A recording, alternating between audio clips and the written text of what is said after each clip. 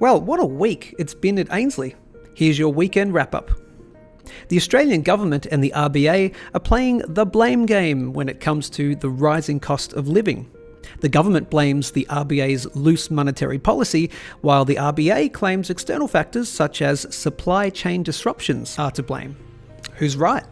Monday's Gold Silver Standard Insights guest Alex Hutchinson gave her take, which included Australia's current massive negative real wage growth, the extra government spending going on in Canberra, and our energy costs being 30% higher than the rest of the world.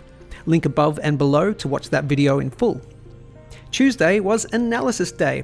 We penned a news article about how the MVRV, market value to realised value ratio, can predict tops and bottoms, particularly in the Bitcoin market, and yours truly gave you the weekly gold, silver and platinum technical analysis video, which also asked the question, has platinum bottomed for 2023? Make sure to check those out. On Wednesday, we summarised Rick Rule's recently compelling case for gold to go on a big run from here. And of course, we had our usual product highlight and special of the week. We talked about how buying Perth Mint 1 ounce minted gold bars is a great sweet spot for gold investors, and we discounted all 10 ounce gold coins for Thursday's special. Now, if you're watching this on the weekend, the special is still on. Link in description. Did you miss it? No worries, there's always next week. Make sure you're subscribed. Thursday morning's news was all about Australia's current rental crisis and how it's only looking to get worse. On Insights, we spoke with Branko about the same topic, and he gave his insights into what has been causing the rental price increases and how long it looks like it may stay that way. Link provided. Friday was all about platinum. We took a look at the current supply and demand fundamentals of platinum, and in particular how it relates to the current turmoil in South Africa. We posited that platinum may be in for a nice run soon. And lastly, Tough Talk had a good chat with Australian Treasurer Jim Chalmers about his current love of DIY, cabinet making and renovating a good fixer-upper. Maybe a stint on the block is next for Jim? You can watch that hilarious clip at the end of this video. As always, balance your wealth in an unbalanced world. Stay safe, and we'll see you next week.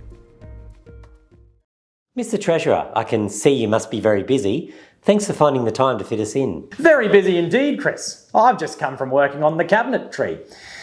There's always the possibility of ripping out the existing one and installing a brand new cabinet, if it gives us too much trouble. You seem to have developed quite the passion for this new renovation philosophy. Yes, I have actually. My obsession began shortly after I inherited the place. I saw what the previous owners had done and thought, I can really let myself loose on this. So they had already started with some plans that you could work from? They had completed stage 1 and 2, but now it's ours. We're thinking about scrapping stage 3 and coming up with something a bit more aesthetically appealing than the original concept. So not a complete demolition, more of a refurbish? That's exactly how renovating works. You slap a new coat of paint on the bits that were already there and functioning, but you get to claim all the credit when you present it as something new. But you're also talking about some major new foundation work. There's been quite a bit of discussion around some significant remodelling of the ATO. Oh no, we won't be doing that, Chris. It's heritage listed. Oh, so you aren't touching the ATO? No, we're thinking about renovating accountants instead, to make them look like the ATO. So if you go to your accountant's office, you won't be able to tell the difference? That's the idea, yeah. What about the RBA? We also have to be careful when working with that. Heritage listed as well? Exactly.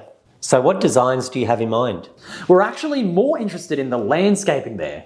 Lots of trees and vines with deep roots. Don't all those roots running everywhere weaken structural integrity and independence? Long term, they cause all sorts of damage. But the lovely gardens should catch the eye and stop you from focusing on all the underlying decay.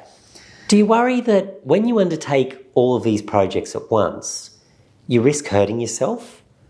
That cabinet might give you a splinter, for example. Yeah, it's a fair point. I probably have thrown caution to the wind pursuing my newfound love of zhuzhing. How would you deal with a hypothetical splinter? Well, if there's one thing I've learned from my time on the tools, you never try to squeeze it out directly. That results in it breaking into smaller factions that are even harder to remove. So how should you deal with it? You poke around with something sharp. Then, if you wait a bit, It gets agitated and comes to the surface all on its own. If you're lucky, you can pluck the little troublemaker out relatively painlessly. Final question, Mr. Treasurer. How are you going to pay for all of this? The costs always tend to blow out on the big jobs. We're not too worried about that. If it gets out of control, we can just flog what we have to new owners and they can start their own restoration process. That's the beauty of it. Today's mistakes are tomorrow's renovator's delight. But Sorry, Chris, I'm going to have to go. I've got the plumbers arriving in 5. You know, for a place housing so few people, we do generate a surprisingly large amount of, well, let's just say we don't want the pipes backing up. Treasurer Chalmers, thanks for joining me.